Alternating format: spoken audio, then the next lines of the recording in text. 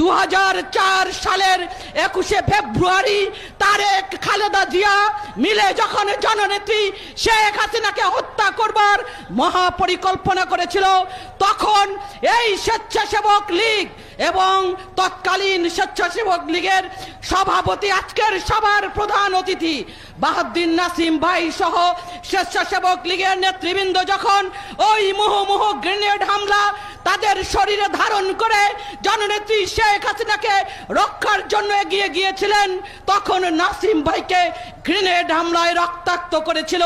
আজকেও তার দিকে তাকিয়ে দেখেন, তার শরীরে অগণিত স্প্রিন্টার, রক্তে প্রবাহমান খালেদা জিয়ার বিষাক্ত সবল সকলের শরীরে। আমরা বলতে চাই, প্রিয়াকে আমার কেড়েছিস তোরা, ভেঙেছিস ঘর বাড়ি, সে কথা কি আমি জীবনে মরণে কখনো ভুলিতে পারি? আদিম হিংস্র মানবিকতার যদি আমি কেউ হই, স্বজন হারানো শ্মশানে তোদের চিতা আমি তুলবই। আজকের এই স্বেচ্ছাসেবক লীগের সম্মেলনের মধ্য দিয়ে যে নতুন নেতৃত্ব হবে, সেই নতুন নেতৃত্ব ওই জামাত বিএনপি জোটের মসনদ ওদের খুঁজে খুঁজে বের করে আগামী দিনের জননেত্রী শেখ হাসিনার স্মার্ট বাংলাদেশ বিনির্মাণের যে উন্নয়নের আলোক্য গাথা, সেই সত্য কাহিনী শোনাবে।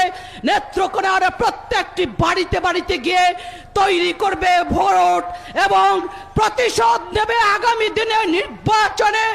সবকটি আসনে জয় জয়াকার করে বিএনপি জামাতের প্রতিশোধ দিবে। এটাই আমাদের শপথ।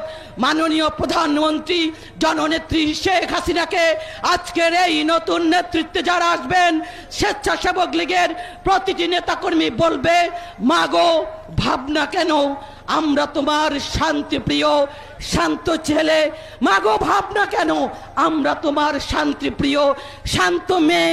তবে শত্রু এলে অস্ত্র হাতে লড়তে জানি, তোমার ভয় নেই।